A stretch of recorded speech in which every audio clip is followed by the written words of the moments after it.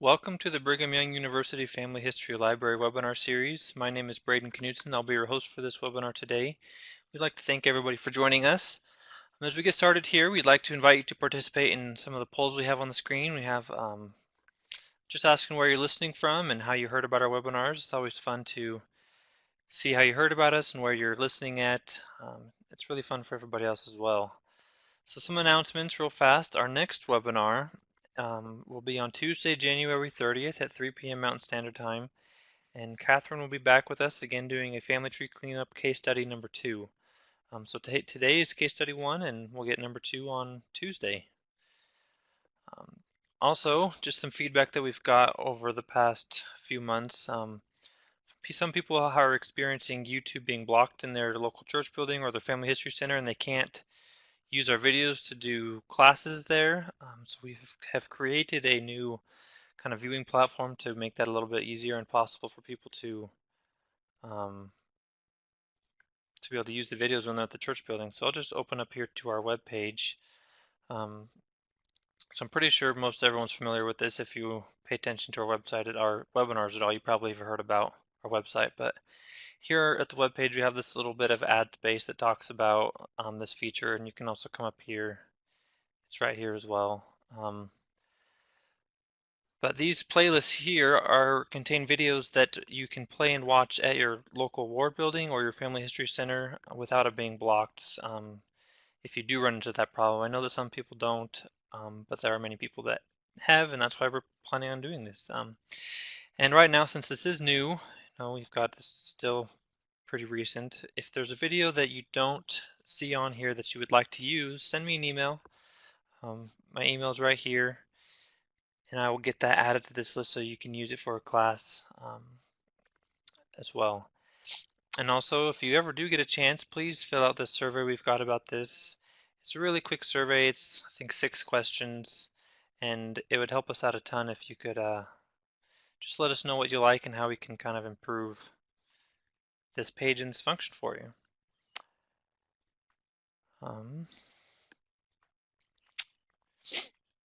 And then, as always, if you ever have any feedback, feel free to send us an email, and we're always willing to make changes and improve things.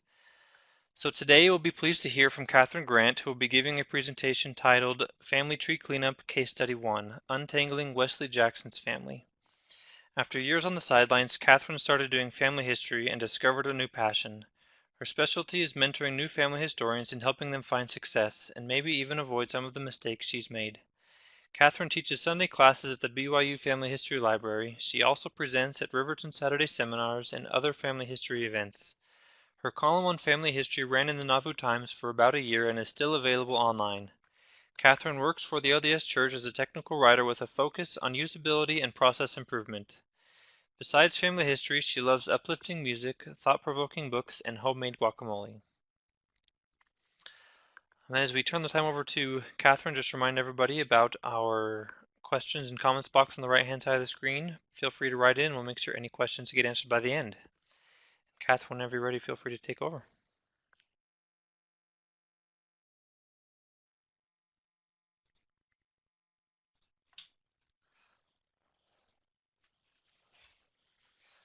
Okay, so I think we are good to go, folks, on our webinar. Thank you so much for your patience. We really appreciate that.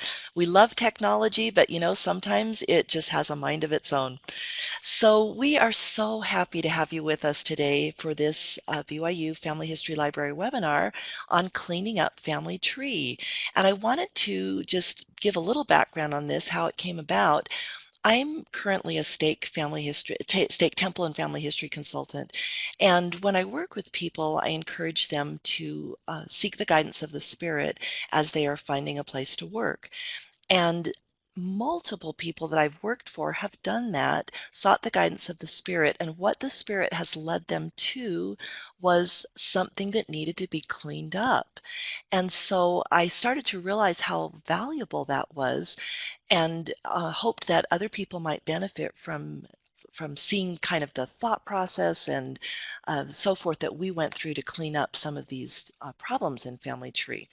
So our first case study, we're hoping to do more on these, so this will be probably the first of at least several, is on the family of Wesley Jackson. So let's go ahead and look at what we're going to be covering today, a just very brief agenda.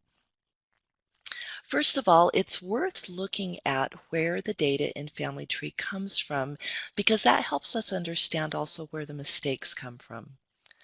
Then we are going to meet Wesley Jackson via Family Tree, meet him virtually, and look for some red flags on his person page in Family Search Family Tree. And then we are going to go through the cleanup process. And I should say at this point, this is actually a work in progress. We haven't figured out everything. And when I say we, I mean the sister that I'm working with in my stake. This is her family. And then we've been working together to clean this up. So we haven't figured out everything, but we would love to share with you what we have figured out. So as part of the cleanup process, we are going to be finding evidence that helps us either refute or confirm things on the Family Tree page. And then also we will be resolving discrepancies and making corrections. So fasten your seatbelts and here we go. First of all, where does the data in Family Tree come from? The reason I think it's important to talk about this is that there are so many misconceptions among users of Family Tree. So to set some context, it's important to understand what the goal of Family Tree is. Very simply stated, the goal of Family Search Family Tree is one complete, accurate record for each person who has lived on the earth, linked to other records by correct relationships. So essentially, we are trying to create an accurate representation of all the families of the earth. That's an ambitious goal, and we've got quite a ways to go, but we're also making really good progress. And the only way that we can do this is if we work together as families and individuals in Family Tree to correct inaccurate information and add missing information. So with that being the goal of Family Tree, then where does the data come from? Well, the church started, the predecessors of Family Tree were first populated with LDS Church temple records. Those temple records also included extracted vital records. And if you aren't familiar with the extraction program, that's an older program. It's basically the forerunner of the indexing program. So back in the mid to late 1900s, the temples were in danger of running out of names because it was difficult to research and so forth. We didn't have the internet, or at least it wasn't widely available to people outside of the military and academics.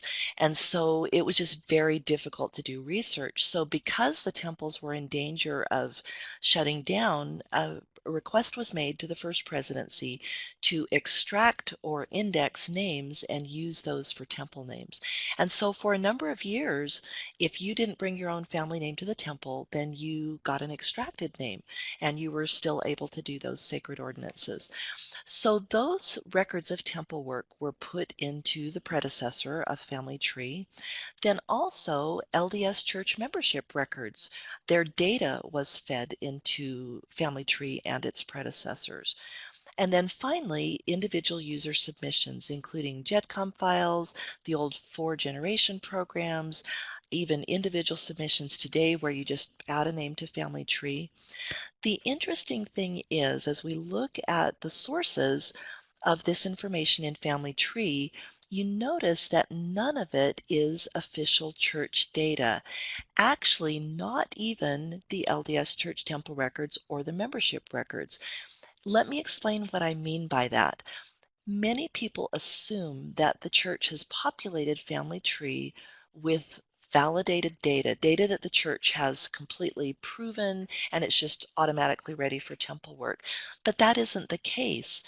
Who gave the information for the LDS Church temple records? Well, it was ordinary members like you and me.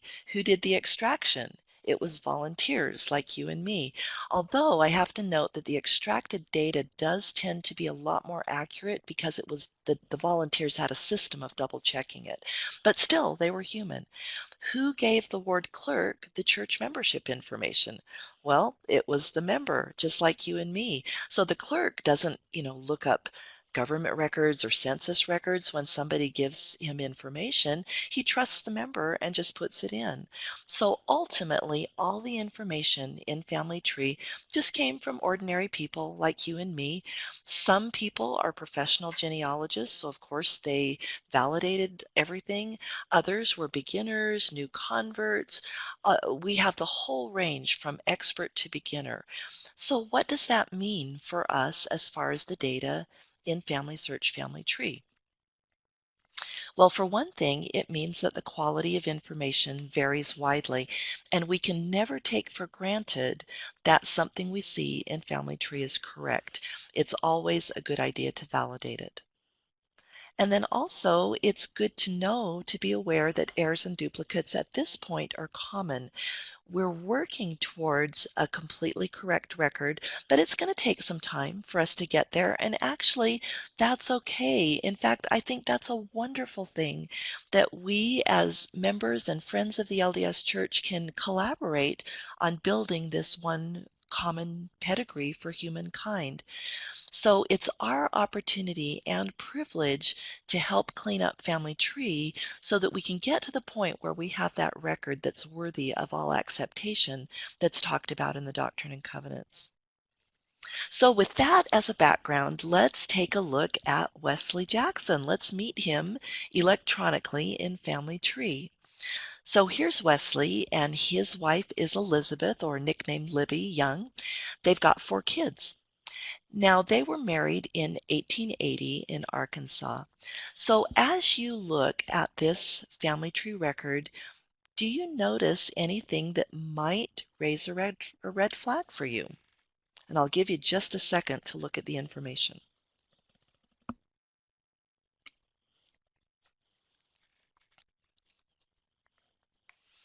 Okay, if you noticed that all 4 kids were born before the marriage, you are absolutely right. So that is actually very unusual. Back in the 1880s, of course, the moral code was at least publicly stricter, although a lot of times couples did have children out of wedlock. But normally, what would happen is if they had one child out of wedlock, or conceived out of wedlock, they'd get married. And then all the rest of the kids would be born after the marriage. So this is unusual. It raises questions for us. So, what would be the possible causes of all the children being listed as being born before the marriage took place? Well, they all could have been born out of wedlock. I do have one instance proven in my family where that happened, where the husband and wife actually didn't ever get married and were living together and had several children. But it's very, very unusual. Most of the time, if they got pregnant before marriage, they would get married, or they'd either decide not to, but if they decided to stay together, they'd maybe have the first child out of wedlock, but all the rest would be born after the marriage. So this one, honestly, we didn't think was even worth pursuing because it was so unlikely, but I wanted to point that out as a possible cause. Another possible cause is simply that the marriage date is wrong. Maybe somebody made a typo as they were typing it in, and the marriage date was really supposed to be 1870. So that's something worth checking into. Maybe we can find the original record and see if that year is correct or not. And then finally, it's possible that the children are simply connected to the wrong couple. So this was our challenge as my dear stake member and I looked at this and thought, okay, we've got to figure out what's going on here and see how we can resolve this discrepancy. So our next step, I want to state in terms of general principles, and these are 2 principles that I think you'll find very, very helpful in your research. You may already be using them. First of all, it's important to evaluate what we really know. And so I'm amazed at how often In the past, I would not do that, and then I would feel like I was in some kind of black hole, like I just didn't know what to do or where to go or how to even get started. It's always a good idea to take stock of what you know and then use what you know to discover what you don't know. So that's what we're going to do in this case. So the first thing we want to do is look for some evidence based on what we know. So what do we know at this point? Well, we know we've got a Wesley Jackson and his wife. We've got birth years for all the kids, and we've got a marriage location. And the fact that the marriage location, or excuse me, the marriage year is 1880 and that the kids were all born just slightly before 1880 says to me that the 1880 census is probably going to be a good place to start. We would expect this family to be in the 1880 census, and indeed they were. And in fact, as it turns out, it looks like the census was probably the source for the person who entered this information because it matches almost exactly. We've got Wesley and Elizabeth, we've got Harry, Bethana is a very unusual name, and Viola and Alice. Everything just lines up as far as the ages and the names and the location. So what we want to do is use this information that we've now pretty much confirmed. We believe we found this family and that we have very good reason to believe we found this family in the 1880 census, and we want to use this information to find more information. So those of you who might have seen webinars that I've done before know that one of my favorite tools for tracking research is called a timeline grid. And basically, it's just a table that you're looking at here on the screen. It's most useful in countries and time periods that use regular censuses. So here we've got a column for the censuses where we believe we will find information. And for those of you who may not be familiar with censuses in America, the reason that there's a big gap between 1880 and 1900 is that the 1890 census mostly burned. And so it's very unlikely that we're going to find information on our family in 1890. So we skip that census in the table. Although if you ever did, I understand there's a very small fragment of the 1890 that survived. So if you ever did, you would just add that column. And then every person gets a row. So in this census, we had Wesley, age 26. He's a farmer. And I should mention that just for space constraints, I use the U.S. postal abbreviations for states. And so DE is the abbreviation for Delaware. But of course, if you were to use a timeline grid, you could spell it out or abbreviate it however you wanted. But I wanted to just be clear on that the DE in this case stands for Delaware. So then we've got his wife Elizabeth, and this is a little bit off here that we've got such a big gap. That was unusual back then. So that's something to be aware of, that he appears to be quite a bit younger than his wife. And then we've got the four kids listed here with their ages, their sex, and their birthplace. They're all born in Delaware.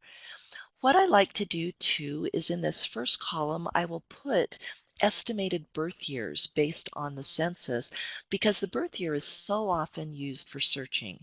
And it also helps to see this pattern of how the years fall for the family. So for this one, for instance, for the kids, you can see that they were born pretty regularly, about 2 to 3 years apart. And that's helpful if you ever were to see a large gap. You might say, I wonder if maybe a child died within that, 6 year gap or whatever. So here is Wesley with his family. Let's see what else we can find.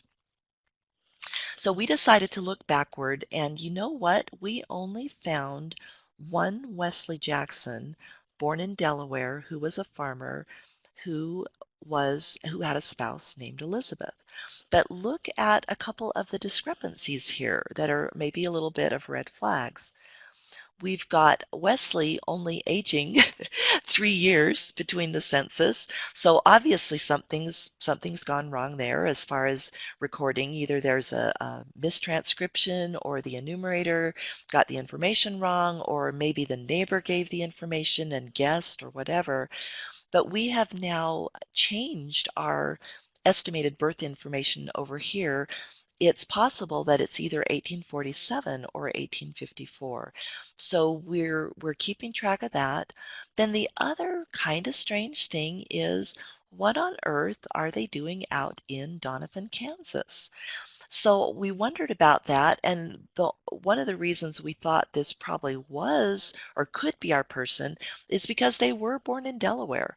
So if they hadn't been born in Delaware, we would have known that they most likely weren't. But as we looked at this, we thought, this is looking pretty good, especially since it's the only guy we can find married to Elizabeth, born in Delaware, who's a farm laborer. So we think this is right at this point, but we would sure like some more proof. So let's move on. We've then found the family in the 1900 census. Now this one was also a little bit iffy, but we came to the conclusion that it probably was the right family. Let me talk through the information that seems to conflict and the information that seems to verify. So they're still living in the same little place in Delaware. That's pretty good evidence as far as, good chance of being the family.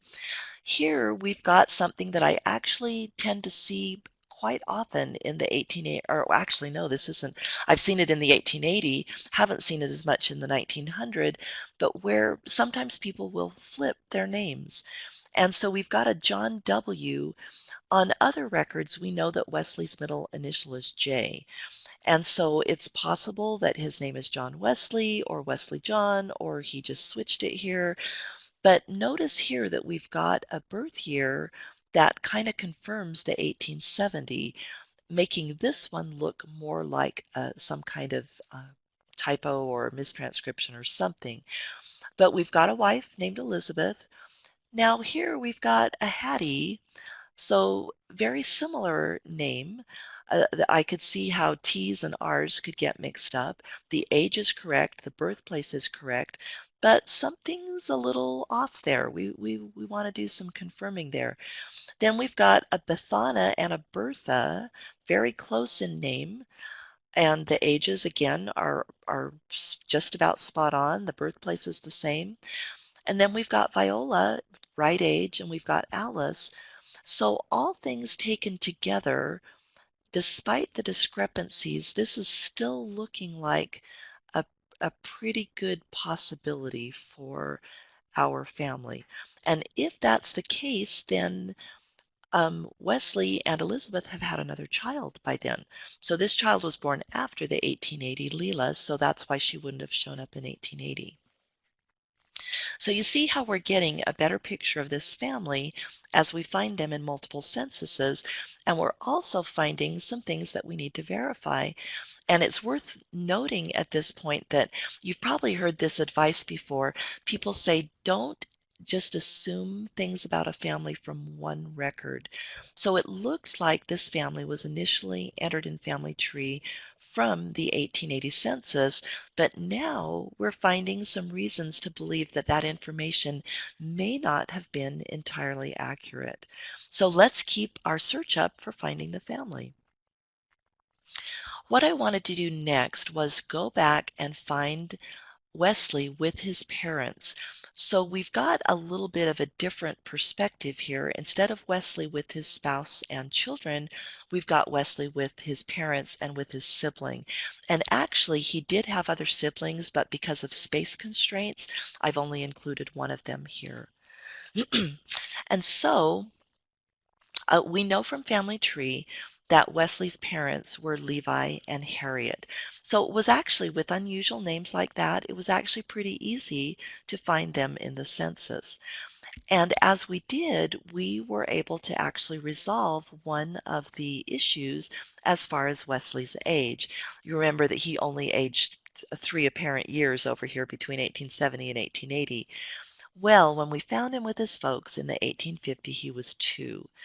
Now, you can confuse a 23-year-old and a 26-year-old, or, once you're past about 20, it's harder to tell people's exact age. But you don't confuse a 2-year-old with a 6-year-old or an 8-year-old.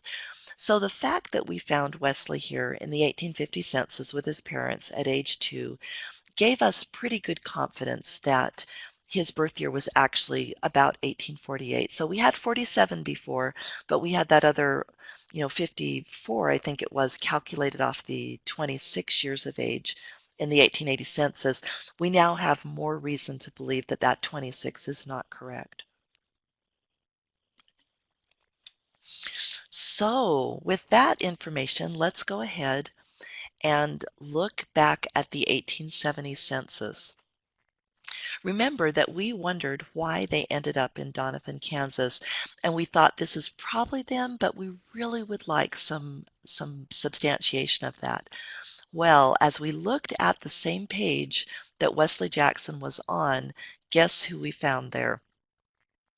We found his brother, Franklin, living right next door, and he was also married.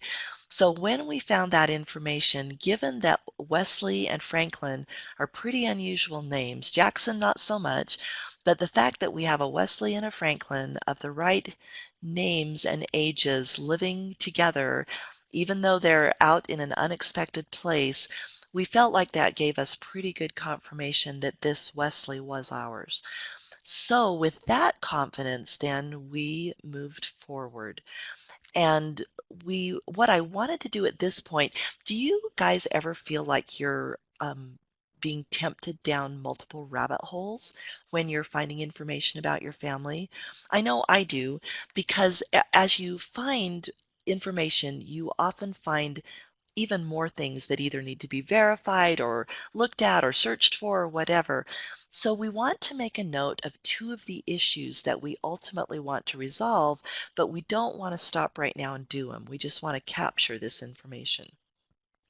So the first thing that we eventually need to resolve is the child Harry, or is the child Hattie, or possibly were there twins named Harry and Hattie? We've got to resolve this conflicting information. And then less seriously, we just want to know Bethana or Bertha's real name. Was one of these a nickname and the other was the legal name that she had, on her birth or death certificate? We don't know at this point.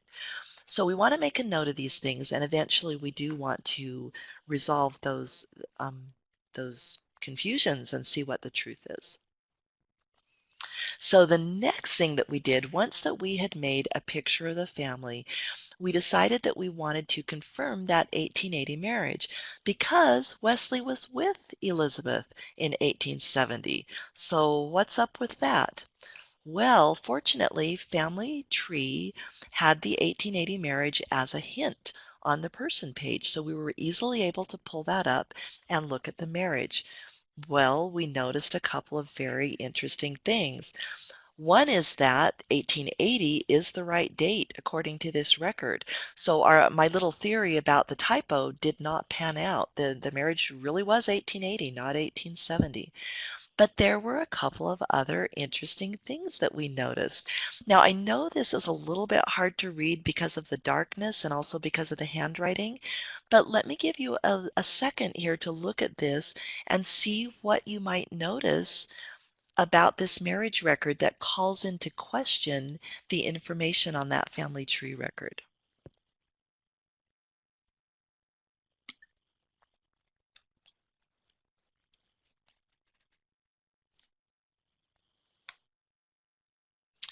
Okay, if you said that Elizabeth Young was already married, in other words, she probably got married as a widow, that is one of the interesting things on this. So in Family Tree, her surname is incorrect. It's using her married surname, and as you're probably aware, the rule in Family Tree is that you always use the woman's birth name. Otherwise, it's too confusing if you use one of her marriage names, because what if she was married multiple times, as this Elizabeth apparently was? So we now know, or have very good reason to believe, that Young is not Elizabeth's maiden name and that she was married before. And as we look at Wesley's age when he got married, he was 32. So that is unusual for back then. Men were typically married between the ages of 20 and 25 in the 1800s. So he was probably married before too. So now we're looking at a very different scenario. We're looking at in the 1870, possibly he was with a first wife named Elizabeth. And how much of a coincidence is that? Well, maybe not so much, not as surprising as we might think. I've actually found that a number of times in my family where the man would, his first wife would die and he would marry someone else of the same name. And I think just part of it is that back then, a lot of times there didn't seem to be a lot of variation in names. I know in England, in my families, they would just use the same names over and over, Mary, Sarah, Jane, Elizabeth, and they would just keep using them generation after generation. So we now have some interesting information about this.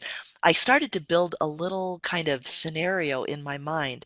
I could imagine that Wesley and his first wife, Elizabeth, something enticed them to go out to Kansas. Maybe it was free farmland or cheap farmland or something. And so Wesley and his brother went out there with their wives, and the kids had been born previously in Delaware, as we know from the record. And so they must have taken their kids out there. But then it's looking like possibly his first wife, Elizabeth, died, and he was left with four kids out in the middle of nowhere and needed help with those kids. And so he got married for a second time, and it just happened that the wife's name was Elizabeth. So we've noted the information in the timeline grid that this marriage date is accurate. It's to a Mrs. Elizabeth Young. That M2 means a second marriage. So now, what are our next steps? Well, we want to look for a previous marriage also to an Elizabeth, but the surname is unknown. How can we focus our search? Let's take a look at the timeline grid and see what it tells us. In other words, we're going to use what we know to discover what we don't know. So what we do know is that the marriage date for the first marriage was probably before 1870, just by virtue of the fact that he's got a woman living with him. Now, you probably know that the 1870 census doesn't give relationships, but most likely back then, if there's a man and woman living on a farm together, they probably are husband and wife. So probably our marriage date is before 1870. What about the location? Because we've got them living in Kansas, but they were born in Delaware. So we would expect the marriage to be in one of those two places, either Kansas or Delaware. So we are going to suspect that based on the age of the oldest child, or excuse me, no, we know they got married before the age of the oldest child, actually, so the 70 census takes care of that. We're assuming that they got married probably not too much before the 70 census because their oldest child was born in 72. If we had a child maybe born in 69 or 68, then we would expect the marriage to be maybe a little bit before that. So we searched for this first marriage, and guess what we found? We didn't actually find the marriage, but we found a bond, a marriage bond, which is intent to marry. Well, can you guys read this name? We looked at that and struggled with it. We thought, oh my goodness, it was indexed as Millens. I looked at it and I thought, I bet that's a W. I think that's really a Williams. But if it is, then where's the A? Is that a kind of funky looking S? So the bottom line was we weren't really sure what the surname was. We kind of, though, didn't really think it was Millens. And so we needed some more proof. So what are our next steps now to find Elizabeth's maiden name? Well, other records could potentially have her maiden name, including birth records of children or death records of children. And for married women, we need to remember that the death record would be under their married surname. So, next steps. We looked for birth records and could not find them. I mean, we scoured all the major sites. And so if those records exist, they either haven't been digitized or they haven't been put on a site that we had access to. So we decided to, I still remember actually, the sister that I was working with said, I feel like we should start looking for death records. And so we started looking, and what was interesting is along the way, we found marriage and death information. And so the marriage information, let me share that with you. Have you ever seen, those cooking shows where somebody mixes up a cake or something and then they stick it in the oven and then bingo, the cake's like done a second later because they don't want you to sit there for 30 minutes, 40 minutes while the cake cooks. Well, we're going to do the same thing here. So we're not going to drag you through all the research that we did to find out who the girls married, but we did discover that Bertha married William Tate, and we discovered that Viola married James Courtney. And we actually found that one out because Viola was the informant on her father's death record. So, with this information, we were able to find death records for a Bertha Tate and a Viola Courtney. So let's take a look at those. Bertha, we found uh, had a certificate that did give her parents' names and birthplaces, and everything matched up. And look at that. It's Quillen, old-fashioned Q. So we thought, well, that's good. This is pretty good, but we'd really like some additional confirmation. So we looked at the death record for Viola. Look at that, same thing. We've got Elizabeth Quillen. And so then we went back and we looked at that and we said, you know what, now we can see how that is Quillen. So actually my Williams guess was wrong and the Millens extraction also was wrong. So we've got this kind of little swoopy Q right here and we got a U and then the ILLI is pretty apparent. Then this N very much matches the N over here of Jackson. We know that's Jackson. So with the swoop on the end, the thing that I thought might be an S is apparently just a swoop on the N. So we now know that the first wife's maiden name is Quillen. So we now want to tie up some loose ends. You remember that we didn't want to get sidetracked running down the rabbit hole to look at Harry and Hattie and Bethana and Bertha before we resolved Elizabeth because that was our goal. But now that we've done that, let's take a quick look at these two issues. And again, we're going to do the cake thing. We'll just give you a summary of what we found. So we want to find out, was it a son? Was it a daughter? What was the name? Or were there twins? And we want to verify Bertha or Bethana's name. So first of all, let's look at the Harry Hattie issue. Well, we looked all over the place and could not find any evidence of Harry except in the 1880 census. I mean, nothing. And since men in the United States kept their names, it's not like searching for a woman whose maiden name changed after name changed after she married. Harry's name should have been the same, and we should have found some evidence of him someplace. No birth, no death, no marriage, no nothing.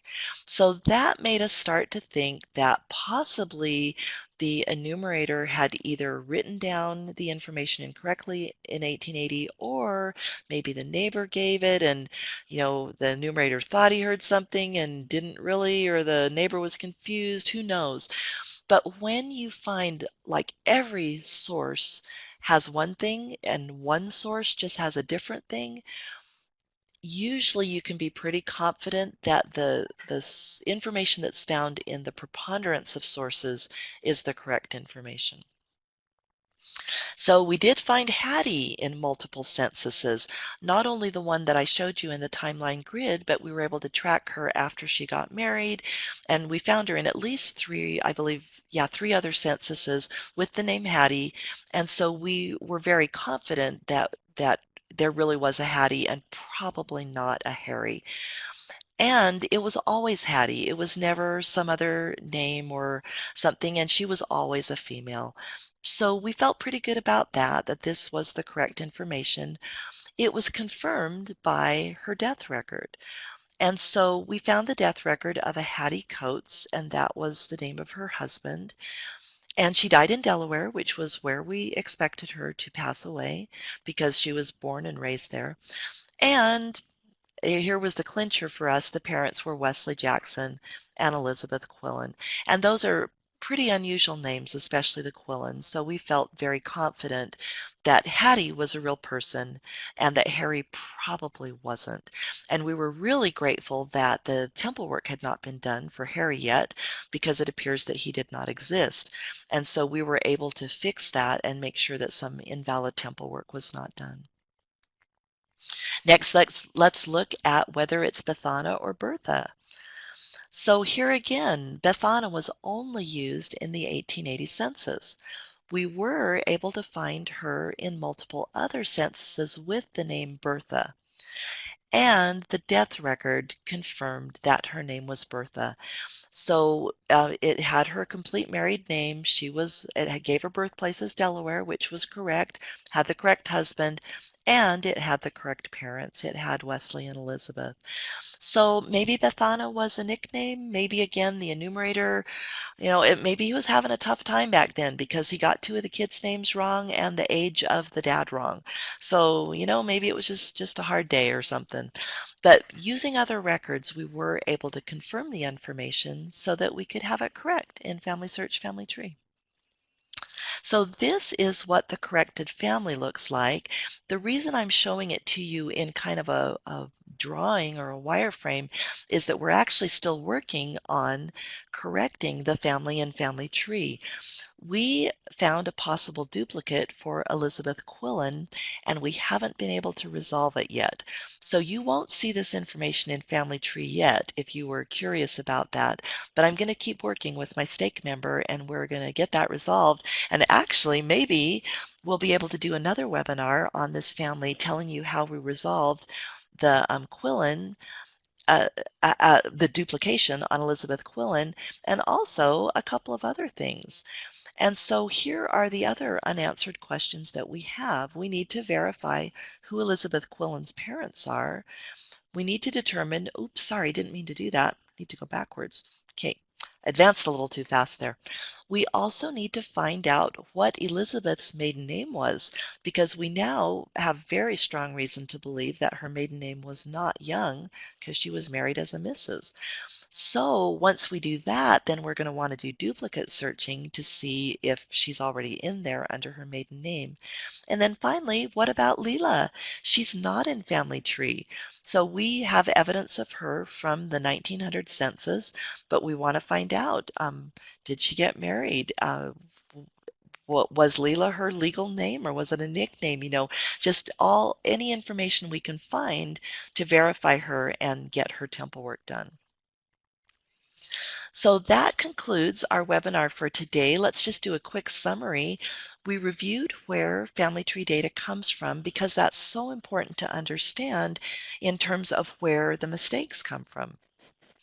We looked at Wesley Jackson's red flags on his family, and then we went through a cleanup process of finding evidence that helped us resolve discrepancies and make corrections. So again, this is still a work in progress, so hopefully we'll be able to do another webinar on this family. I can guarantee you it won't be the Tuesday webinar because we're not going to have it resolved by then. But watch for one hopefully in the future. And if you have any suggestions, for instance, if you come across a family that seems to be tangled up pretty badly and you'd like us to take a look at it, let us know. So that concludes our webinar for today, and we just appreciate you joining us. And Braden, do we have any questions? There aren't any questions at the moment. If you do have any questions, please write in with those and we'll make sure we get those answered for you. If not, I'll just give it a little bit of time to see if anybody has any questions before we move on. We'd like to thank everybody for joining us today. Do you have, oh, I think there's one. What census records show marriage and marriage years? I beg your pardon? What census records show marriage and marriage years? Oh, good question. If you are talking about whether it shows that they were married or not, I I'll speak from the perspective of the US Census and the English Census. I'm not familiar as much with censuses from other countries, but you could probably Google it if you're interested for other countries. So in the United States, relationships were first given in the 1880 census. So before the 1880, it's not going to say whether they were married or not. So a lot of times you have to infer that. But after the 1880, it always gave the head of the household and then the relationship of every household member to the head of household. And so you'll see, for instance, head, wife, daughter, son, and so forth. And then also you'll see a column for married, single. Usually it was just married or single, occasionally divorced or widowed. In England, relationships were first given in the 1851. So beyond that point, you'll be able to know if the couple was married or not. As far as giving an exact marriage information in England, as far as I remember, it's only the 1911. And in the 1911, it tells you the number of years the couple has been married. In the US, I know the 1900 tells you the number of years the couple has been married. The 1910 may also.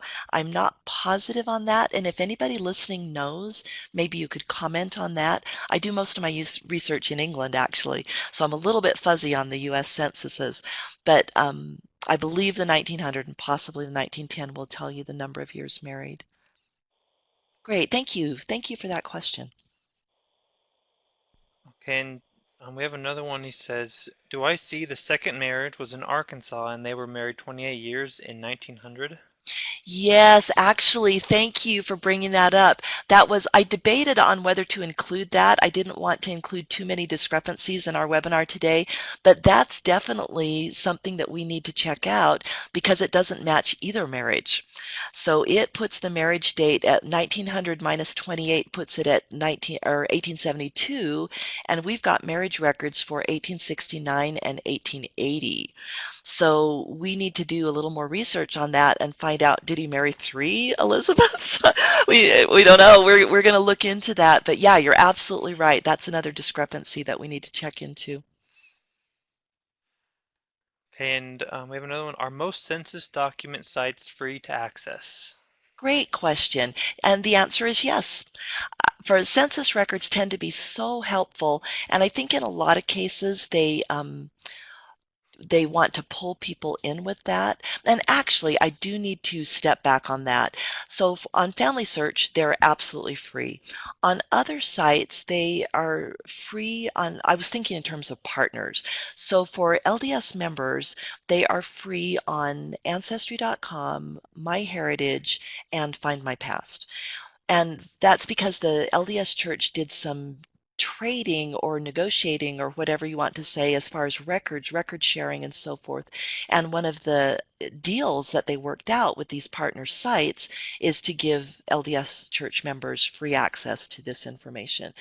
Now, there are some free sites, totally free sites that aren't LDS, or excuse me, Family Search partners that do give you free access. I think one of them is called either FreeCen or Free Census, something like that.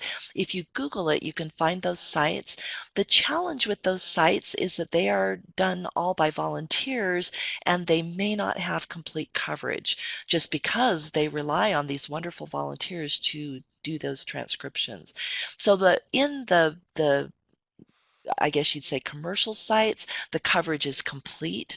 On these other free sites, the coverage may not be complete, but if you compare having to pay and not having to pay, it's definitely worth checking out the free site. So thank you for that question. Okay, well, I believe that is all that we have for now. If there are any more questions, please feel free to write those into the questions box. We have that still available on the right-hand side of the screen. We'd like to thank everybody for joining us. We had a very good turnout today. Before you leave, if you wouldn't mind leaving some feedback down at the bottom of the screen, we have a little feedback pod. And if you have a suggestion for a topic that we could do at a later date, please write that in as well. And be sure to follow us on our social media sites. We have a Twitter and a Facebook page, and go and subscribe to our YouTube channel so you can get notifications when we upload new videos and continue to rewatch these webinars because it's really hard to get a lot of this stuff in live time, so being able to pause and rewatch really helps a lot. And you can also share with friends and family that might be interested in these same topics. So we'd like to thank everybody for joining us today, and we hope to see you back again on Tuesday. Have a great weekend.